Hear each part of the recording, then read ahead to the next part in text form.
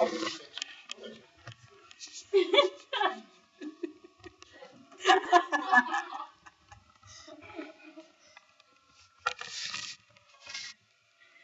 name is Noel Hollister, and I'm going to be talking to you about breastfeeding today.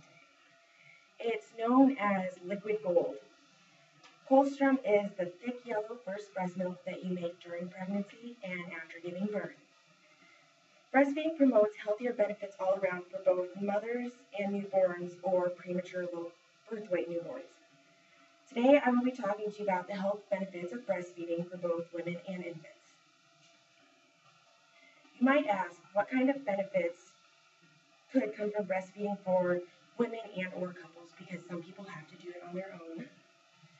Well, breastfeeding can be good for the mother's health. Breastfeeding has been linked to a lower risk of health problems, such as type 2 diabetes, breast cancer, ovarian cancer, and in most cases, postpartum depression. Many studies have also shown a greater weight loss in women who choose to breastfeed. Breastfeeding can promote a healthy bond between a mother and child, and that's also very important. It is one of the most natural and beneficial acts a mother can do for their own child. This physical contact is important to a newborn. Mothers can experience increased self-confidence, which ultimately decreases the risk of postpartum depression. Happy baby equals happy mom. Breastfeeding can also save money. When it comes to formula and feeding supplies, it can cost over $1,500 a year, and this also depends on if you have one child and how much that child eats. There are also benefits to the environment and society if you choose to breastfeed. Breastfeeding reduces the cost of healthcare by promoting healthier children and mothers. If all babies in the United States were breastfed, our economical savings would be $33 million per month. Back in 1993, 90,000 babies alone were hospitalized for RSV pneumonia, and that cost the United States roughly around $450 million. And currently today, the United States currently spends over $1 billion on the common ear infection because of babies that are breastfed. Breastfeeding can reduce insurance premiums for both parents and employers, which is nice. Employers like to encourage it as well. It reduces global pollution by decreasing the use of resources and energy, and those resources and energy also require the ability to produce, process, package, distribute, promote, and dispose of all the materials that are created by these manufacturers and the use of the actual artificial baby milk. Breastfeeding is not only important for the mother, but it's extremely important for the newborn.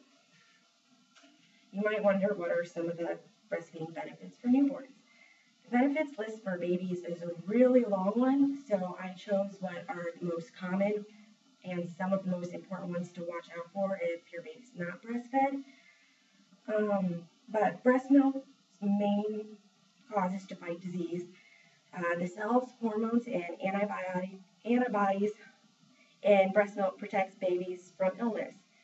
There is a reduced risk pertaining to these health problems such as diarrhea, gastroenteritis, necrotizing enterocolitis, chronic constipation, colicness, childhood diabetes, ear infection, respiratory illness, which is a very common one, along with pneumonia and bronchitis, kidney infection, blood poisoning, asthma, eczema, SIDS, which is known as sudden infant death syndrome, meningitis, and childhood lymphoma.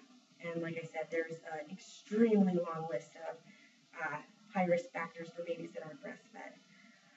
The protection that breast milk offers is one of a kind. They will never be able to, right now, make a formula that can match the chemical makeup of human breast milk. Breast milk is easier on the baby's stomach when it comes to digestion. There's certain nutrients in a mother's milk, like fat, sugar, water, and proteins that make it easy for a baby to digest. And usually with baby, you want him to keep the food down and come back up. Also,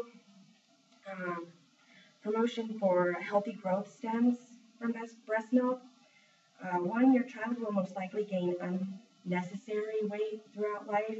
Um, Growing up, they tend to have more of a stimulated brain growth, and tests have also shown that babies that were breastfed score higher on IQ tests.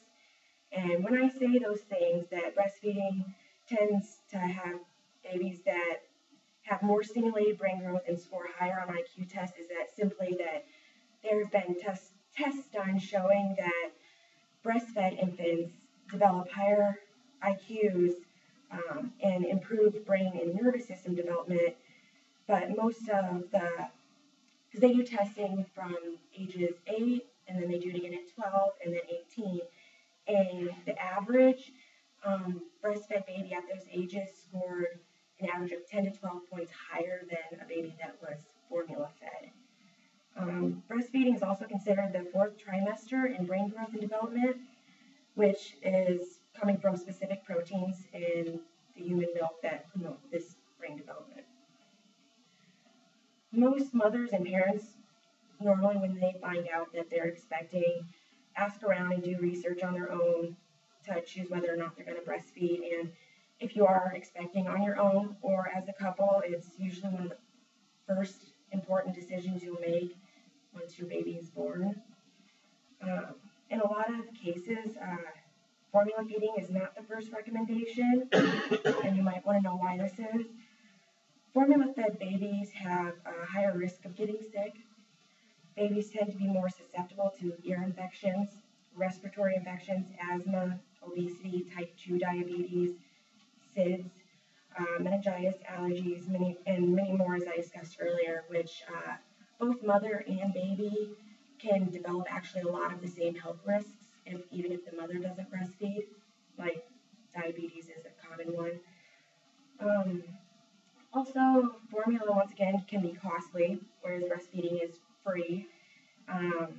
Formula-fed babies are more likely to get sick, so healthcare costs will rise, and when your baby's sick, you're most likely going to miss work and have to stay at home and miss out on that pay.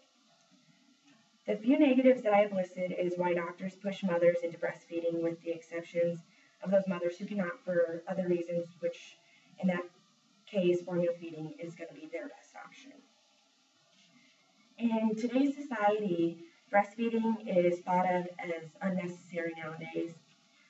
Young mothers, which are common now too, are often mistakenly led to believe that formula is pretty much the equivalent to breastfeeding, which it's not. Nothing, like I said earlier, nothing can duplicate the properties of breast milk, no matter how many vitamins, minerals, and supplements that are added to this formula, which is what's basically a chemical formulation. Breast milk also remains the one and only natural, complete, and complex nutrition for human infants. It is nature's formula for ensuring health and quality of life for infants, as well as it's said that it'll carry on from childhood through adult life. Just as importantly, breastfeeding promotes a very special bond between mother and child that only a mother can provide. In conclusion, it has been shown for both mother and child, health risks are lower for those that go the route of breastfeeding. For some, it is not as simple of a decision, though some women just cannot produce either enough breast milk or the breast milk is not meeting the nutritional needs of their baby. The biggest concern only comes into play when those who simply choose not to because they just don't want to. But we all have the right of choice when it comes to making decisions about our bodies and our children, when it comes to that kind of decision. With that being said, for the benefit of mother and baby, make sure research is done on the pros and cons of breastfeeding formula and figure out what is best for you. And most of the time it will be breastfeeding unless you can't keep up on your nutrition, which goes in through your breast milk, and you'll give your bad habits into your baby and cause them to get sick. But also remember too that if you choose formula over breastfeeding, you're putting your infant at a greater risk for developing health problems. Thank you.